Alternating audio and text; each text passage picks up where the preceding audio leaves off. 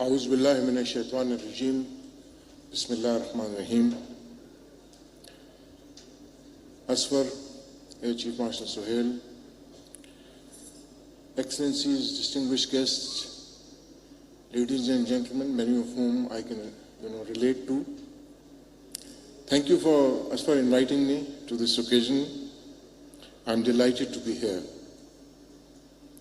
I understand that this is almost the concluding session, and therefore the energy levels are low. I'll try and keep the energy levels to a higher level. Changing narratives is a difficult proposition. It has a wide spectrum. It could be silent, it could be very complex. Let me start with a very small anecdote. It was Albert Einstein. He met Charlie Chaplin. This is 1931. Now Einstein said to Charlie Chaplin, "What I admire most about you and your art is its universality. You do not say a word, and yet the world understands you." "True," Charlie Chaplin replied, "but your fame is even more greater. The world admires you when actually nobody understands you."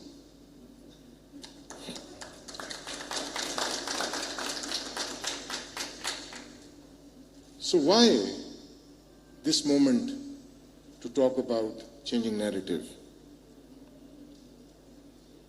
I think a single liner by Noam Chomsky, he says this is the most dangerous point in human history. And why is it the most dangerous time?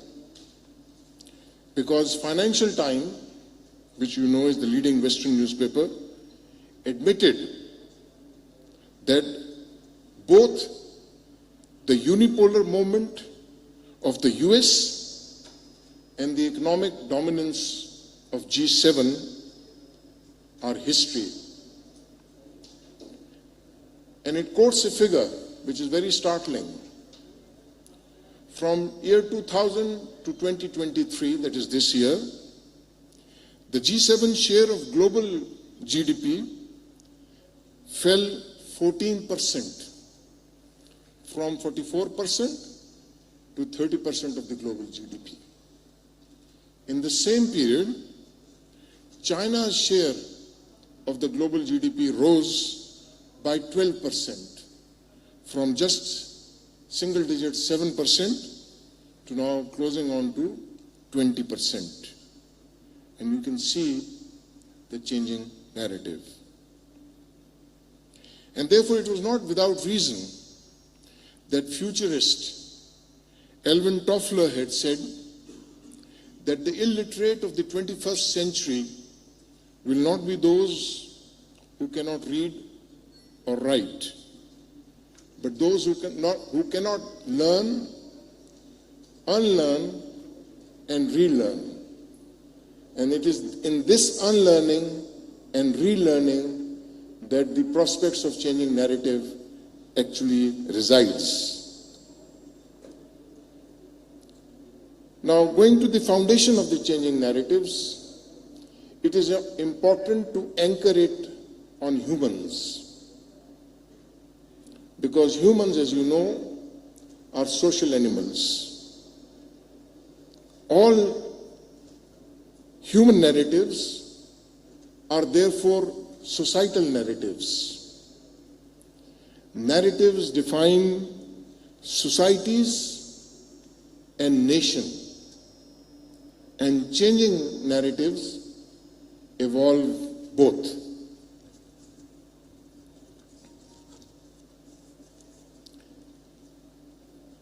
The best that I found on changing narrative, which I had read in my cadet's day, was a quote from Khalil Gibran. He said, if you see a slave sleeping, let him sleep, for he may be dreaming of freedom. I say, if you see a slave sleeping, wake him up and tell him about his freedom so that he may work towards it. That's the way to change narrative. Now, narratives are both dynamic and transitory in nature. And therefore, there could be either evolutionary or revolutionary. Revolutionary have more pomp and show, but they are less durable and sustainable. Evolutionary changing narratives are more sustainable and long-term. We have had narratives for long. We have individual narratives. We have narratives of the tribe. We have the narratives of the empires not long ago. The Austro-Hungarian Empire, the British Empire, the Mughal Empire, the Ottoman, the Persians, the Russians, and 13 Chinese dynasties. Yet, the narratives of the state is relatively new. Let me admit at the start that human narrative, which I said is the foundation, is very shallow. And I am very humbled actually to speak about it. Because all that exists in the universe and beyond, we know only 5%. 95% we do not know, and since we do not know, we call it dark matter and dark energy. Similarly, in human history, we only know about 6,000 years of recorded human history. That's only 6% of human history. 94% of human history we do not know. So how do we claim to change narratives knowing only 6% of human sustenance? It's important to have that background because there could be many forms of narratives. There could be a narrative of hate, and to me the best example of narrative of hate is Hitler. There could be a narrative of humanity, one of Abdul Sadar Idi or Mother Teresa. There could be a narrative of war. And two fundamental principles to define a narrative of war is basically demonizing people and demonizing states. So when you find somebody demonizing people or demonizing states, they are actually crafting a narrative for war. But this narrative can change. In Second World War, the Germans were on the other side of the history. They were on the other side of the hill. And I have seen books, read them myself, which characterize Germans as bad, dirty, smelly, and savages. This was written in some of the British pamphlets which I have read myself. Change the narrative, 70 years down the road, Japanese are hardworking, dedicated, honest people. That's how you change narratives. There could be a narrative of love. Romeo and Juliet, Sasi Punnu, Heer Ranja, and such narratives actually transcend time.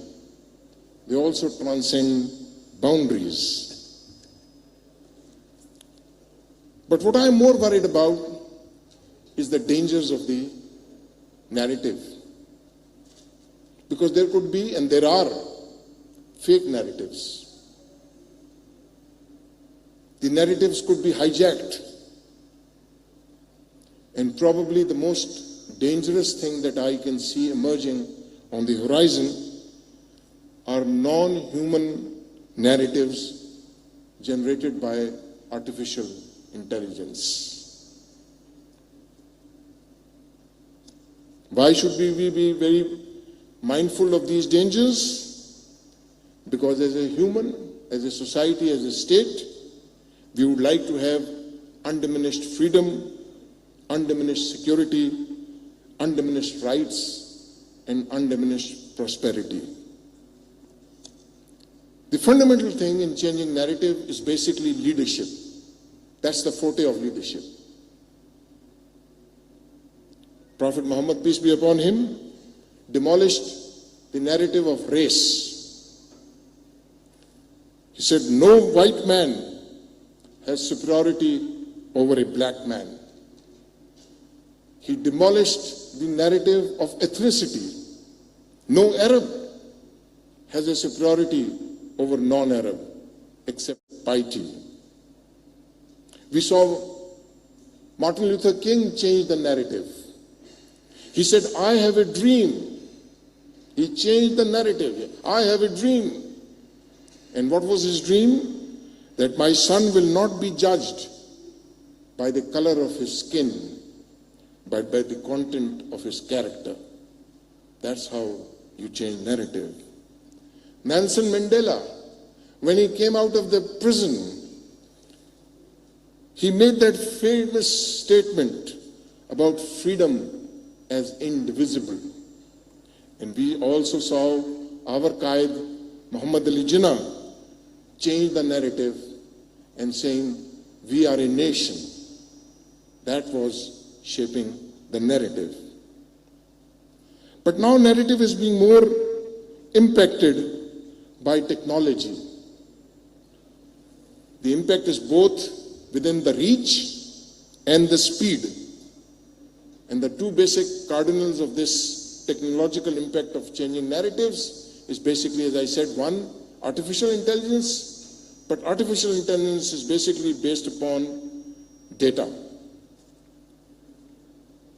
Now, changing narratives will have impact at all tiers, at operational tiers, at tactical tiers, at strategic tiers, at grand strategic tiers. I'll give you two examples. We all know that Elon Musk's brain implant company called Neuralink has finally received the FDA approval to initiate its first in-human clinical study. What is Neuralink doing? It is working on helping people with impaired vision see and solve many types of neurological disorder. And how is that being done? It's being done through two means, and they are going to change the narrative as far as humans are concerned. They are creating a digital bridge, and they are creating a digital thought decoder. Now, in that aspect, the Swiss scientists have recently helped a paralyzed man regain control over his lower body with the help of artificial intelligence. And how did they do that? They created a digital bridge between the man's brain and his spinal cord, bypassing the injuries and thus allowing him to walk again. The researchers actually captured man's thought and using AI through a thought decoder had them pass to the spinal. This is how human narrative is changing. Now in this, what will become more fundamentally important is the human-machine interface. That will be a next level, how narratives will get shaped and changed. And in that, I think the core technology to look forward to is a technology which is called BHET, which stands for BHET, Biological Human Enhancement Technology. Now, this is important, how narratives formulate policy, formulate perceptions. Let's take an example. A man creates a homemade bomb in the West He's called a lone wolf. Another man in the Middle East creates another homemade bomb. It's not called the homemade bomb. It's called the IED, improvised explosive device. They had made the same thing. Both have been made in the home. But one is called a homemade bomb because home will feel very comfy. But the other is called an improvised explosive device because it sounds a touch with the terrorism. Now, in modern times, we have seen many examples of changing narratives. I've picked up one example just to elucidate. I've seen with great interest the breathtaking speed of reforms and business approach in the Kingdom of Saudi Arabia. I'll give you an example how you change narratives. The average age in the Ministry of Finance in Saudi Arabia in 2018, that is 5 years ago, the average age of people working in Ministry of Finance was 53 years. Today, in the same Ministry of Finance, the average age of the people working is 34 years.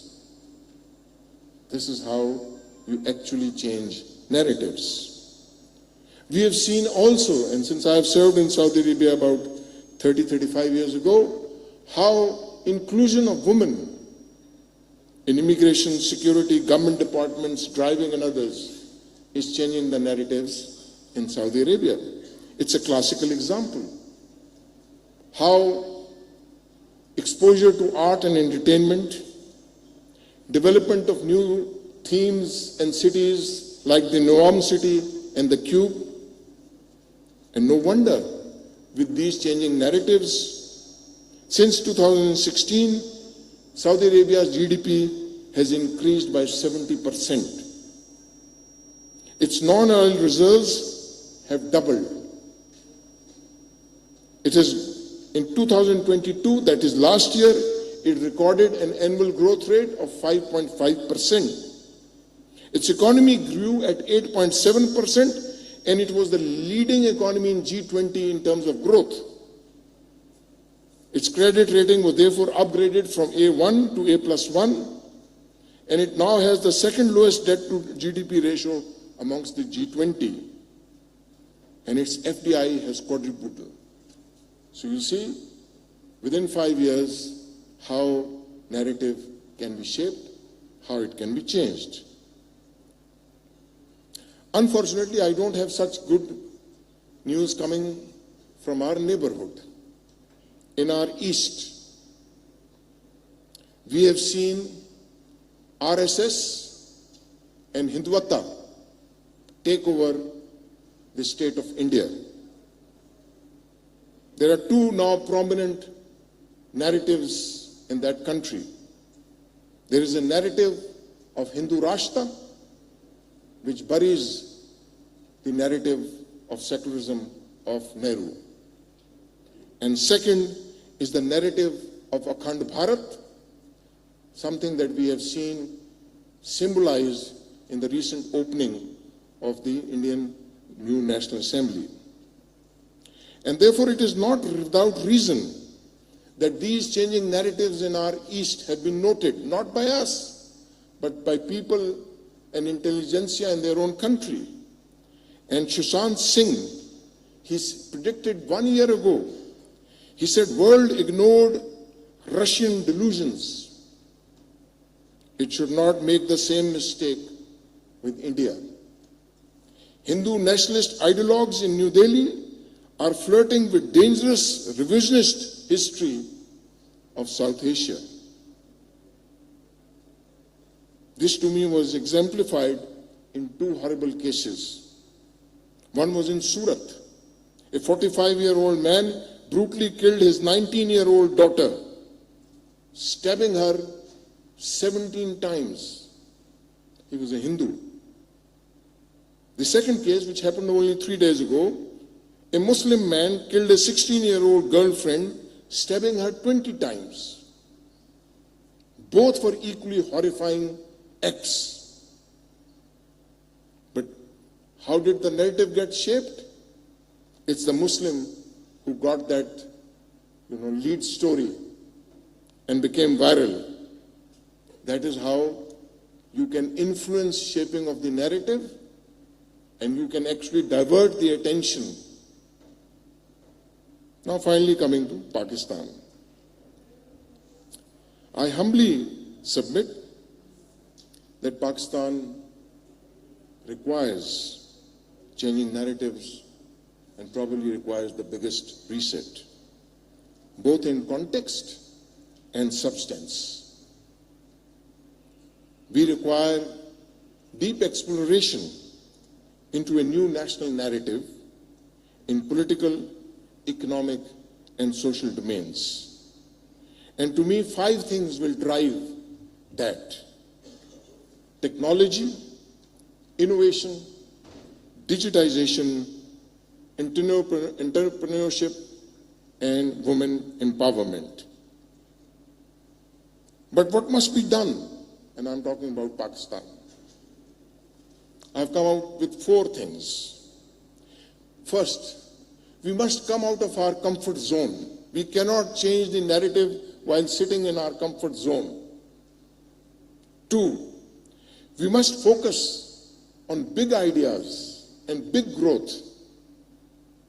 We can't make it by baby steps. 3, we must match policy with execution. There has never been a dearth of policy or rules. There has always been a dearth of execution. And last but not the least, we require to develop, as far as this new narrative is concerned, ownership. Ownership at political level, ownership at national level, ownership at institutional level, ownership at individual levels. I started with a quote from Albert Einstein. Let me also end with a quote from him. He said, "Insanity is doing the same thing over and over again and expecting different results. It is time to take a different approach. It is time to change the narrative." Thank you very much.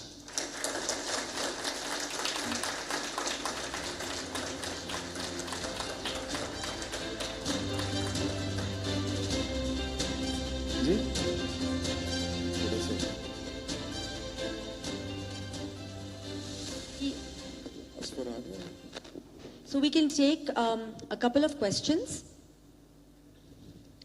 Mike, yes.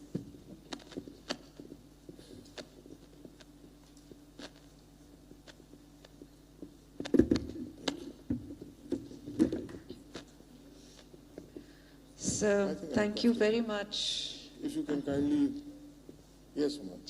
So thank you very much for a very, very enlightening discussion.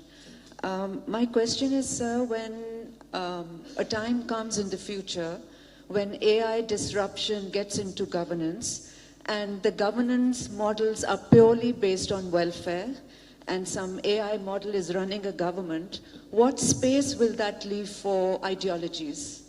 What kind of narrative will be there, and what social fabric will look like? Thank you. Ma'am, this is not $1 million question, it's $1 billion question.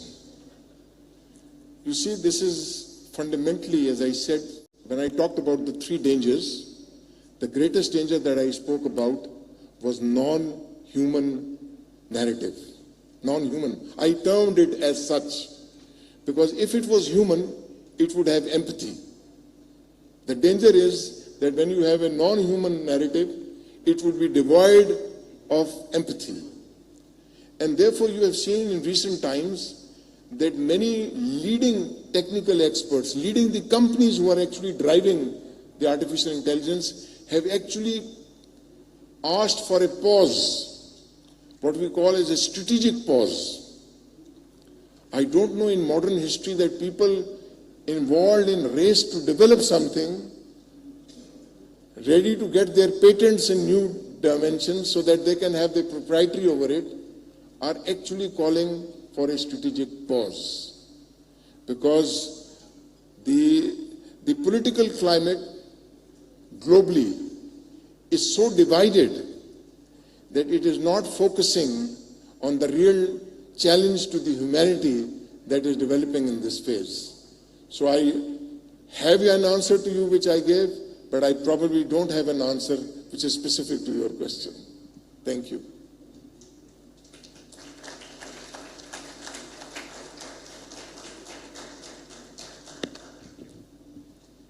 Assalamu alaikum, sir. I'm Muhammad Ali from NUST. I have listening to your insights. I came to know that building narrative is not a one-time thing. It's not overnight activity. It takes a lot of efforts, deliberate efforts to make it happen. So when it comes to Pakistan, since we're all stakeholders in this together, irrespective of all the different affiliation that we have, we all need narratives of Pakistan. When we speak of Pakistan, we lack the narrative at a national level. Do you think we need any sort of make deliberate efforts to make it an international community? Because as we are operating in a global environment where there are countries, when we think of it, irrespective of their actual situation, we have a narrative in our mind about them. But in Pakistan, that's not the case. Two things. You see, an absence of a unified national narrative is a known fact. But nations have actually overcome this challenge. And I gave you the examples of Saudi Arabia very recently. And I gave you an example of South Asia moving away, South Africa moving away from apartheid. So nations have done it. I also indicated to you that probably in the nation, once we have to change the narrative, then leadership will have to take the leading role in shaping that narrative. It is trying to rebrand yourself, not artificially, but grounded on your own reality, your own faith, your own culture. And to me, individually, I find a lot of hope, even in institutionally, like NUST that you talked, you come from NUST. I know NUST has changed the narrative. It has crafted and built a new paradigm as far as education in Pakistan is concerned. You see, we are only 75 years old. When we came into being, we had one university. So in 240 years of British rule, they left one university. Today you have more than 240 universities in Pakistan. So it takes time to build the narrative and change the narrative. And I believe the next generation has more spirit, has more vision, has more ethos. As long as you stay grounded, I wish you good luck.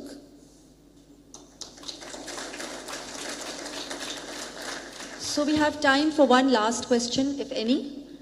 All right. Assalamu alaikum, sir. Sir, you mentioned that leaders shape the narratives. Is it the leaders who shape the narratives or narratives shape the leader? You see, I gave you examples. I gave you example of Jinnah. I gave you example of Nelson Mandela. I gave you an example of Martin Luther King. You are asking me a question whether the chicken would come first or the egg would come first. You can never divorce leadership from narrative. Because even if, for example, the narrative of these, for example, a separate nation existed in subcontinent from the time the Muslims had come to this place, 1300 years ago. Al-Biruni had said, and he said it about 1,000 years ago. He said two communities, and he was talking about Hindus and Muslims. He said they live in this area, but they live like parallel streams. They go parallel to each other, but they never touch waters with each other. It took a leader of the stature of Qaid-e-Azam Muhammad Ali Jinnah to change that narrative. So for me, while there is a societal evolution which takes place, which is essential if that narrative has to sustain, and I talked about evolutionary narrative. Otherwise, you will get a Khomeini which will have a destructive narrative. Thank you very much.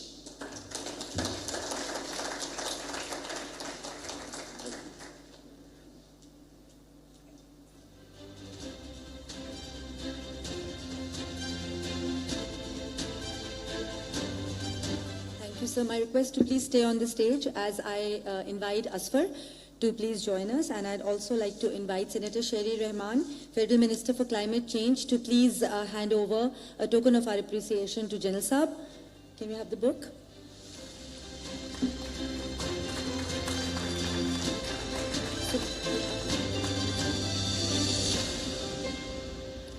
So the book is called Pakistan Economic Challenges and Solutions, and this is a book by Dr. Ishrat Hussain. And we had a kind of a soft launch for this book at Leaders in Islamabad, and all our speakers and panelists have been given this book as a token of our appreciation, and also because it is so relevant to everything that we have discussed yesterday and today.